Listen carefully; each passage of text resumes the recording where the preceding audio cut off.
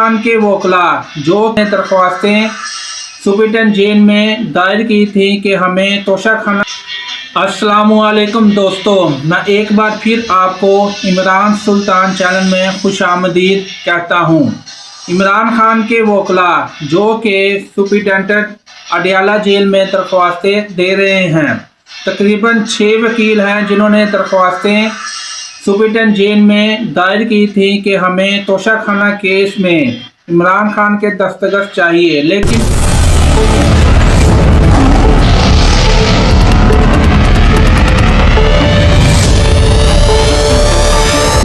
वो जो अंधेरे में रोशनी लेकर आया वो आज कैद में है।